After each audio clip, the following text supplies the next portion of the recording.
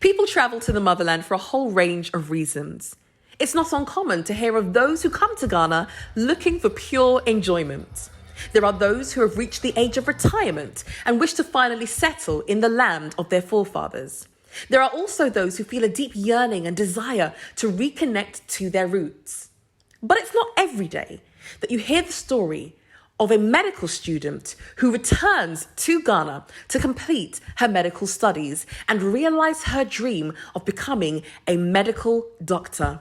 Well, as promised on this channel, we're capturing the stories of people from all walks of life who have relocated from the diaspora to the motherland with a view to inspire you as to how you may one day be able to do it too.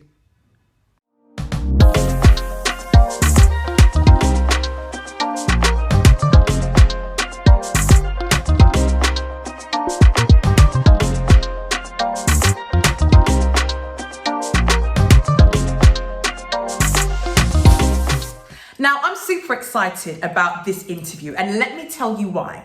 I have wanted to interview our next guest for such a long time, and she has always refused. But I thought that it was so powerful for her to share her story because it would bring so much inspiration and encouragement to those who are on a mission to achieving their life's dream. It's a story of perseverance, tenacity, getting up and bouncing back again after failure. It's a story that has helped me, even on my own personal journey, to know that all things are truly possible if we just believe. Now, when this lady made that transition to Ghana, it was the icing on the cake. And at this point, I put my foot down and said, no matter what you say, I will interview you on my channel because this story just absolutely has to be shared. And so it is my honor, it is my privilege to introduce our next guest to you today, my sister, Danielle Osei. So, Danielle, you are welcome. Thanks for having me, Naomi. Yes, by force, as we do. She's been pushing against this for so long, but I had enough. She just had to be on the channel. And by the end of this interview, I'm sure you will all see the reason why. So, let's dive straight into it. Before we talk about medicine, before we talk about Ghana, let's talk about you. The spotlight is on you. Who are you? I was going to give a quote from a book that I read the children. Who are you and what do you eat? But no, who are you? And yeah, tell us a bit about yourself so that our viewers at home or wherever they are get a bit of an insight into who is Danielle Osei. Okay, so my name is Danielle Osei. I am a 5th year medical student studying in Ukraine. What else do you want to know? Yes, that is the most important part of this. Come on. And I'm your younger sister. That's correct. So there's actually 3 of us. I'm number 1, Danielle is number 2, and there is the baby. Well, she's not quite a baby. She gets upset when I call her baby, but she's number 3. Okay, so you are a 5th year medical student studying in Ukraine, born in the UK. Yeah. Of course, there's quite a journey in between there. And then, of course, now we're in Ghana. We're going to figure out what Ghana has to do with any of this. But for now, let's go back to the beginning. Why medicine? Well, I started off in nursing. And during my first placement, it was in an outpatients clinic. I was more interested in the medicine side of things rather than the nursing side. So when I had to go into one of the doctor's rooms to chaperone and things like that, I was more interested in what's going on over there rather than doing the heights and weights of the patients and things like that. So I always ask questions like, oh, what's going on with this patient? Like from a medicine point of view. And a lot of the time the nurses would tell me, you don't really need to know, you're not a doctor. Basically, mind your business. Exactly. So I thought, okay, so what does it take for me to become a doctor? So I bought this book called, I think it was called So You Want to Become a Doctor or something like that. Oh yeah. And I read it and I thought, this is interesting. I didn't do the whole A-levels in biology and chemistry, so how can I make my way to becoming a doctor? because this is far more interesting to me than the patient contact and that's not the patient contact, but the nursing side of things. Okay. So what I'm hearing from you is that you didn't take the conventional route to becoming a doctor. You didn't do biology and chemistry at A levels. So you came to a point where you're a nurse, working as a nurse, and you realise that you're more interested in what the doctors are dealing with. Yes. But you've been told to stay in your own lane, mind your business. Yeah. So now it's about, all right, so how do I move from this lane? How do I make that medicine lane my lane? Is that, yes, that was the predicament? Yes. Okay. And how, if you don't mind me asking, how old were you at the time when you realised, actually, I want to be a doctor rather than a nurse? 19. 19? Yeah. So that's relatively late, would you say? Yes, definitely. Most people know from when they're doing, when they're choosing their GCSEs, okay, they need to get A stars in biology, chemistry, physics, maths, things like that. I didn't know from then. Yeah. I knew it had to do something to do with healthcare because I really enjoyed the healthcare side of things. But I didn't know what in healthcare. Okay. Yeah. Okay, cool. All right, so you've read this book, you've been able to figure out the pathway. How the heck did you end up in Ukraine? Okay, so I decided to go into pre-med first because I haven't got the traditional background of biology and chemistry and physics and all that. So I decided to do pre-med. Okay. So I looked at a few pre-med programs. I'm from Ghana and I'm from Grenada as well. So I looked at St. George's in Grenada and I was able to get a scholarship for St. George's. Okay. So I applied for their pre-med program there. And then after I finished my pre-med program, I basically thought, okay, what do I do from here? St. George's is pretty expensive. Oh, yes. To say it mildly. So I decided to go to a school in Aruba instead. Medical school in Aruba. I did my basic sciences there. And so hold on. We've gone from the UK. So you had the dream for medicine in the UK. You realised you did not really meet the typical entry requirements because that was not your career path. Yeah. So you had to divert, go to Grenada, St. George's for pre-med, then still in the Caribbean, head over to Aruba for your basic sciences. Then what? So then I decided, okay, I want to do my placements in England. Okay. And because that's where I want to end up working when I was finished. So Aruba wasn't giving me that opportunity to do in England. Oh, I see.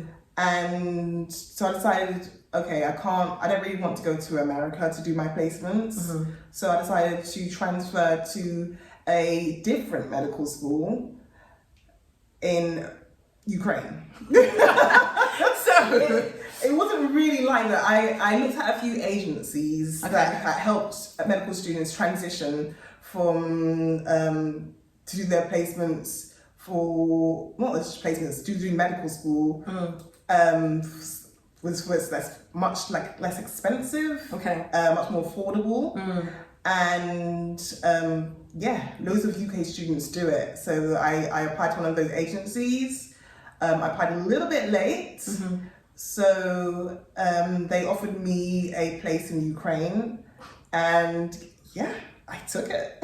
Good for you. Okay, so this is why, guys, I'm saying that this story really inspires me, because I think maybe for many people, just hearing that actually you don't meet the entry requirements to get onto this degree program, most people would accept that and say, okay, cool, I'll just do something else. But not this girl here. She was not taking no for an answer. In fact, the challenge or that obstacle made her go and find alternative ways to be able to still make that dream a reality. And this is something that I actually always say to, my clients when I'm working with them on a one-to-one level, stay committed to the goal, like that vision that you have, stay committed to that, but be flexible as to, which path that you have to take. You know, there are multiple paths to a single destination. And I think that if we want it bad enough, we can make it happen. Definitely. So we're in Ukraine now. And I remember they said, what were some of the things that you had to do to, when you were going to be studying in Ukraine? I remember they told you that you're going to have to learn another language. Ah, yes. Yeah, so I had to learn some Russian. Oh, would you like to give us some Russian? I do not know.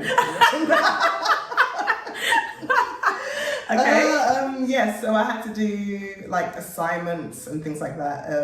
Some of the assignments in Russian, to do like one part of a Russian course. Really? Yes, and yeah, that was like this journey was definitely not easy. A lot of it was looking for like different advice and help online that basically kind of got me through most of medical school. Wow. Like such as websites such as Wars and Beyond. That's most of my journey through medical school was looking at like outside help, because I feel like other people who came from like the A-levels background, it was a little bit easier for them, but because I went from a pre-med program and a lot of it I didn't understand, I had to use some programs that I found online, like Picmonics, like little kind of different gimmicks to kind of help you like bridge the gap between the students who came from the A-level background and the non-traditional students. Yeah. So yeah, most of it was teaching yourself from watching videos from doctors who are amazing at teaching,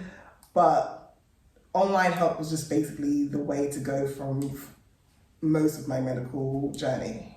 Okay, so I know people must be wondering by now, all right, okay, this is a cool story and all, but what on earth does this have to do with Ghana and moving to Ghana? So we are going to get there, trust me, stay with me. So Danielle, of course, at least from what I've heard, the whole long studying thing is really not for me. So the idea of being a doctor sounds nice, but when I hear like 6 years of studying, can't do that, it's not for me. But what I do know, or what I at least remember hearing, is that whilst you're training to be a doctor, it's not all just books, exams, sitting behind your desk and cramming all this information into your mind. Of course, there's going to be, a lot of practical elements. Yes. So talk to me about your practical experience, be it in Grenada, be it in Aruba, or Ukraine. Talk to me about that. Okay, so the first 3 years of medical school is the basic sciences portion of medical school, and the last 3 years is the clinical side, so more of the hands-on type of work. But we do get some of that in basic sciences as well. So like in Aruba, like we had like patient actors coming in. Oh yeah. So like after each section of each semester, so if I'm studying like, okay, the cardiovascular system, at the end of that semester, we would have a cardiovascular OSCE. So it's like a exam where a patient comes in with a particular like pathology or anything like that. And you have to basically assess the patient, do the history taking, and then examine the patient, do the cardiovascular exam on the patient, and then basically give your diagnosis of what you think the patient's coming in with, and what your treatment plan as well. Okay. So that's what I did in basic sciences. In clinical years, we kind of put what we learned in the basic sciences portion of it and put it to like use in the clinical portion. So you're rotating through different specialities such as internal medicine, surgery, obs and gynae, things like that. So that's what we do in clinicals. But whilst I was in Ukraine, because of the pandemic, I wasn't able to get into hospital. So another obstacle, another challenge, another stumbling block in your way that would, for many people, I guess, trip them up and just make them think, gosh, what's the point? So you weren't able to get into hospitals because of the ongoing pandemic. Yeah. So what came to your mind then? Well, my school is a little bit different. It offers the opportunity to do your placements externally as well, so at different hospitals. So I thought, okay, I'm gonna do some placements in England because that's where I want to work when I'm done. So I started applying to hospitals all over England, Scotland, Wales, just emailing hospitals, ringing hospitals up saying, oh, can I do my placements here? A lot of them, well, all of them said no. So wait. You contacted roughly how many hospitals would you say? At least 100. At least 100 hospitals in the United Kingdom. And they all said... Nope. Wow. They all said no. Due to COVID, we're not allowing any international students coming into the hospital. Please email back or ring back and try again. And... Now talk to me about how that made you feel. Like every time you got an email saying no, or every time you were on the phone with someone and they said no, like how did that make you feel? It's a little disheartening, like you're... A little? It's a lot. I tried emailing, I tried calling and just hearing the same no. After a while, I was like, oh, okay, thanks for, thank you, I'll try again in a few months' time or something like that. And I just thought, you know what? England's not working, forget it. But when you say forget it, did you mean forget it as in this medicine thing maybe isn't for me? Oh no. I was always excited about the clinical portion of medicine. It was, okay, forget England then. Yeah. Like, I tried applying to medical schools in England, received the same rejection. It didn't faze me, basically. So that's when I decided, okay, I'll go somewhere else. I did the same thing for pre-med, I did the same thing for basic sciences, I did the same thing for clinicals while I was in Ukraine. So it's like, okay, I'll try something else. Okay, so you've received rejection after rejection after rejection after rejection, and you say it didn't really faze you, and I'm wondering why that is. Why didn't it bother you? I was used to it. That's just the honest truth of it. I was used to it. I applied to medical schools in the UK, didn't get in. I thought, you know what, okay, didn't work out there, so I'll go to Grenada to do my placements, to do my pre-med. Same thing with basic sciences. I applied to medical schools again, didn't work out. So I decided, okay, I'll go back to the Caribbean. I enjoyed it there for the first time. I made friends. I absolutely loved it. So okay, I'll go somewhere else. So it didn't faze me in a way because basically I was used to it. So that's been your journey. Yeah. So it's like, okay, this didn't work out, I'll go somewhere else. Yeah.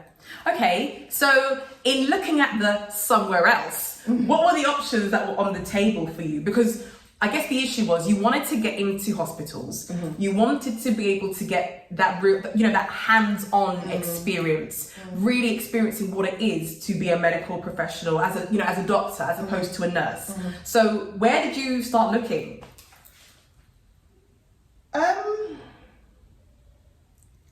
I think I went straight to Ghana, actually, to be honest, thinking about it. You looked straight at Ghana? I looked straight at Ghana. Why? Well, I mean, after my year in studying in Ukraine and not being able to get into hospitals in Ukraine, my boyfriend was in Ghana. Love. It makes you do mad things. But before we talk about, your boyfriend being in Ghana, it's not your first time working as a medical professional in Ghana, is it? Something's just come back to my mind. Yes, I completely forgot about that as well. Yeah. Yes, that's one of the reasons why I went as well. Okay, I'm sorry. Yes, so in nursing, my elective placement I did in Ghana, which I absolutely loved. That was one of my highlights. Okay, nursing. Let's put this in a layperson's language, because I don't know what you're talking about. Elective, what would you say? Whatever you said, break it down. What do you actually mean? Why on earth were you in Ghana when you were doing nursing? During towards the end of nursing school, they allow you to do a placement of your choice anywhere in the world you want. So most people most people stay in England. Okay. But like I wanted to travel. So I decided, let's try Ghana. Okay. So I looked at companies online, companies called Work the World, and they were able to offer a placement in Ghana for I think it was 6 weeks. Okay. So where did you go? Where in Ghana? So I went to Takoradi, which is quite far from here, like a good 4-hour journey on a coach. Gosh. I hope there was air conditioning. Oh yeah, definitely. Okay. Yes. So it was a good 4-hour journey to go to Takoradi, and absolutely loved it. I did it in Obsangani, which when you hear that's more my passion of what I want to be going to. So yeah, I went over there. I delivered my first baby over there, which I absolutely loved. Yeah. So yeah, I decided, why not I just go back? I decided when I was going into medicine, why not I just go back to Takoradi again? Okay. And then figure out what I want to do some placements there, and enjoy. Okay, so now let's fast forward to 2021. Talk to me about how it happened. So you had that experience, that was a taster. There was the additional pull of your boyfriend being in Ghana. Talk to me about what else. How did it happen? So I tried ringing up hospitals in Ghana. The same pattern, I guess. Yeah, I tried ringing. I didn't try emailing, I just tried ringing. And a lot of the stuff you had to do in person. Okay. So I wrote a letter basically saying, hi, my name is Danielle, 5th-year medical student. I'd like to do my placements in Ghana if you give me the opportunity to. And I had to put all what placements I would like to do, like internal medicine, surgery, and pediatrics and whatever. And I sent it to my boyfriend, and he brought it to the hospital for me. Okay. So you really needed someone on the ground to be able to help with that, the running about. Yeah. Okay, go on. So he brought it to the hospital for me, and that was about it. It took about a week. Wow. They said, yeah, sure, you can come and do your placements here. So hold on. It took a week. How long did it take for you to contact all those, all the hospitals, the 100+ hospitals in the UK and get told no? How long did that take? Oh, that took months. Wow. I was even applying to hospitals in my 2nd and 3rd year of medical school. Wow. One of them initially said yes, okay. actually. Okay. And then the pandemic happened, then they said no. Okay, fair enough. So yeah. Okay, cool. All right, so that week of running around has been done. You've got your placement secured. What next? Next, I find somewhere to live in Ghana. So I have my family's house, but it's a little bit too far from the hospital. So I had to... Our family's house. Oh, sorry, my bad. She mad? Who lives here? I live here. Go on, yeah, sorry. So we have our family's house in Ghana, and so, but it was a little bit too far. It's over an hour. That's without traffic. Okay, yeah. To get that crowd traffic, Lord help us. To get to the hospital. So, my younger sister Leah, she was coming. Hold on, why are you saying my? Our. Sorry. Our younger sister Leah was coming back to England for a bit because she was also in Ghana.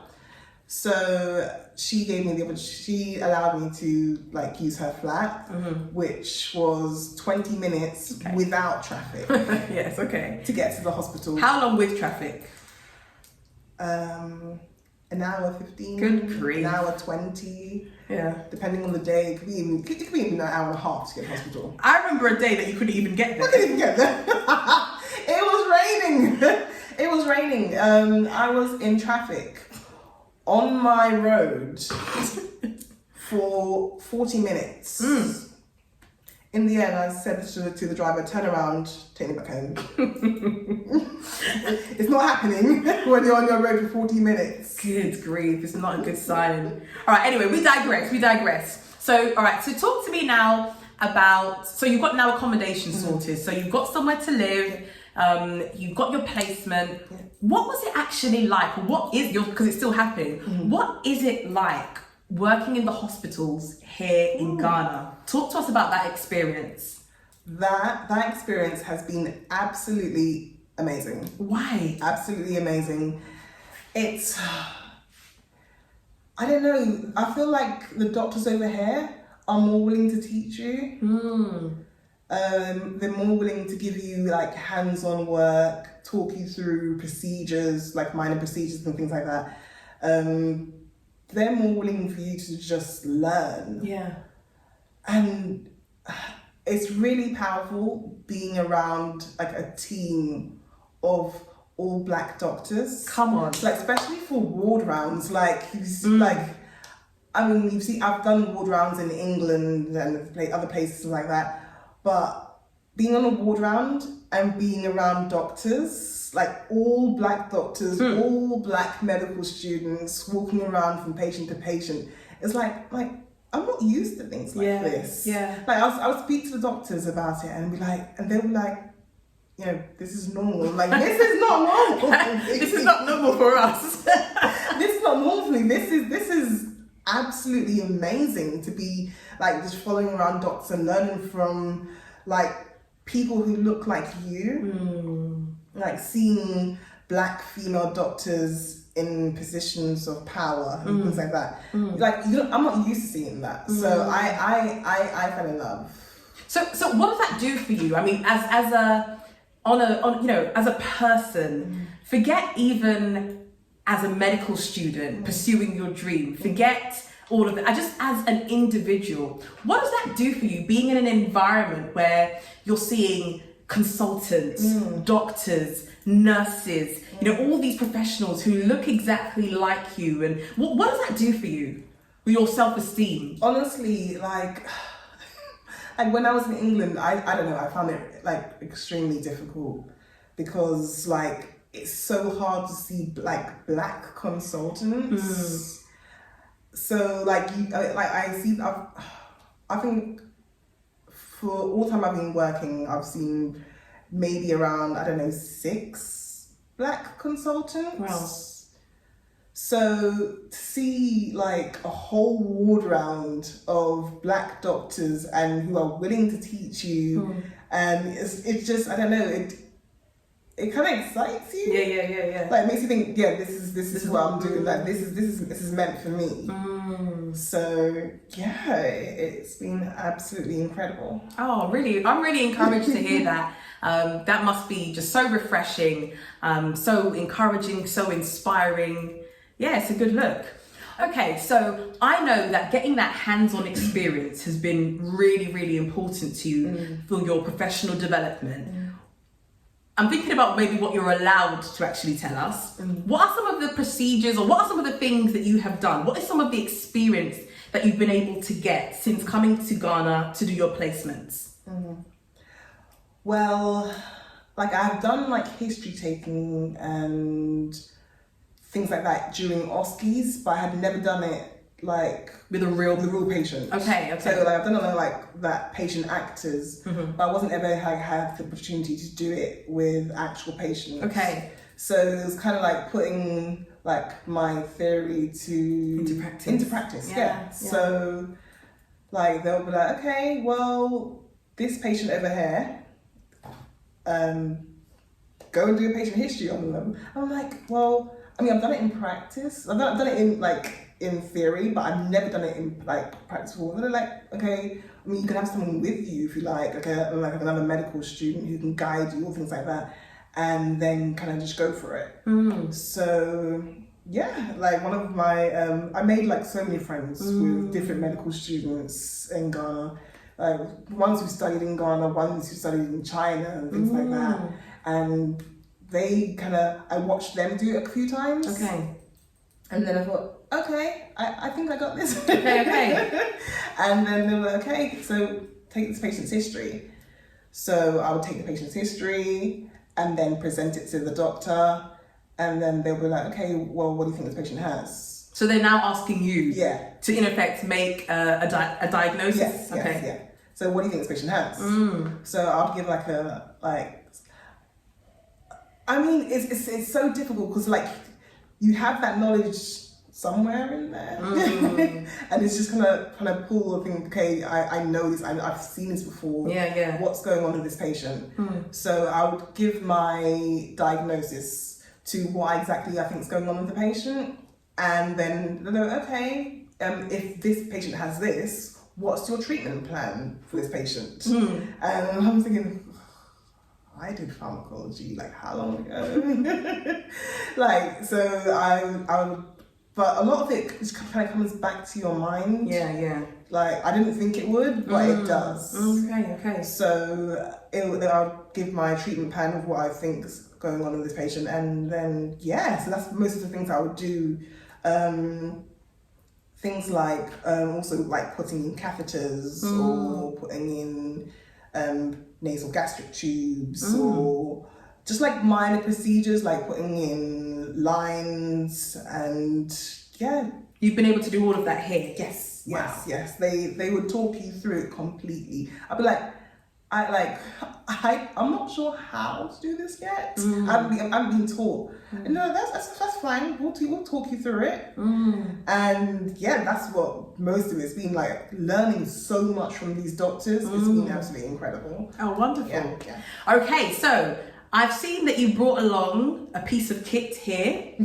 So now you're going to do what's the word? I don't know what the word is, but you're going to check me out, basically. All right, Doc, so come on. Let's see. What have you got here? I've just got my stethoscope here. Come on. Honestly, it feels really awkward doing this. Don't worry, just get on with it. So, like, just using your stethoscope to check a patient's heart. If anyone can tell, hold on, just take it out 1 second. Now, Danielle Osei. Yes, she has her name on her stethoscope. You can't steal this girl's stethoscope. Sorry, go on. Yeah, goodness. Okay.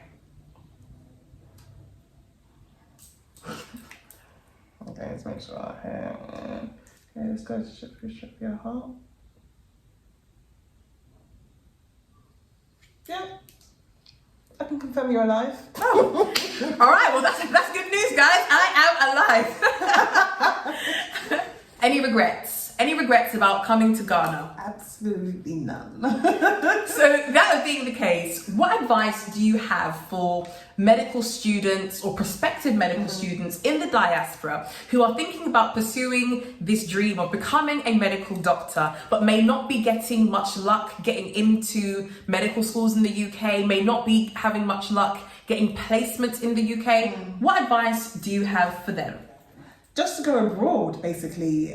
That's just been like my experience for everything, like for pre-med, for basic sciences, for clinicals. Go abroad. Like if it doesn't work out in England, okay, it doesn't work in England, that's fine. Look online for agencies that allow you to do your placements in Europe. A lot of medical students who want to study in England always go to Europe, so you can go to Europe. If you're not getting the clinical education that you expect or that you want over there, look for schools that allow you to do your placements externally. So go to Ghana, go to somewhere in Africa or anything like that.